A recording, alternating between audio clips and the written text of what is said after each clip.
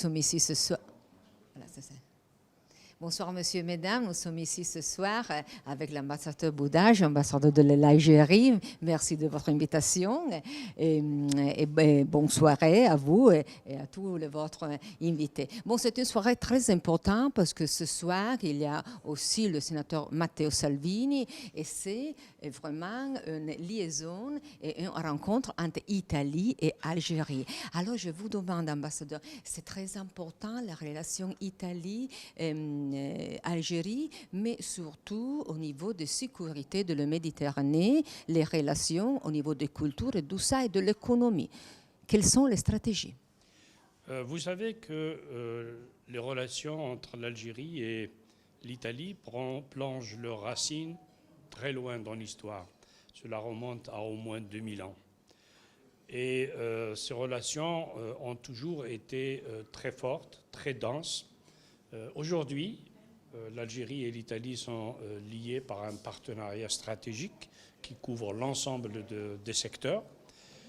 Nous avons du reste, dans le cadre de ce partenariat stratégique, établi un échéancier. Nous n'avons malheureusement pas pu le réaliser à cause de la pandémie du Covid, mais nous allons nous attacher à le concrétiser très rapidement. D'ailleurs, dans cet esprit-là, la quatrième réunion de haut niveau, qui est présidée par les premiers ministres des deux pays, devrait avoir lieu à Alger au mois de janvier prochain. Et avant cela, il y aura, nous le pensons, nous le souhaitons, la visite d'État à Alger du président de la République italienne, M. Mattarella. Ce sont, disons, les deux événements phares qui sont prévus dans les mois à venir. Mais naturellement, les relations de l'Algérie et de l'Italie ne se limitent pas à cela. Ces relations sont, comme je le disais, très, très denses, très étroites et elles se développent de plus en plus, elles s'approfondissent de plus en plus. Il y a de nombreux projets qui sont en cours. Il y en a d'autres qui sont en discussion. Il y a des projets d'accord qui sont également en discussion. Nous allons mettre à profit la réunion de janvier 2022 à Alger pour les finaliser. Et ainsi, nous aurons renforcé le cadre juridique qui encadre la coopération entre l'Algérie et l'Italie. Ça, c'est très important parce que vraiment, c'est une liaison aussi au niveau culturel, au niveau économique. Et c'est très important aussi avoir la politique qui c'est en Italie, en Algérie, qui c'est très présent. Et en tout cas, il doit être vraiment plus, comme on dit, partagé des différents, des diversités. Et surtout, c'est très important, je pense, pour la sécurité de la Méditerranée. Et alors, je vous demande... Et quelles sont les stratégies plus importantes? On doit partir de quelle stratégie, en effet?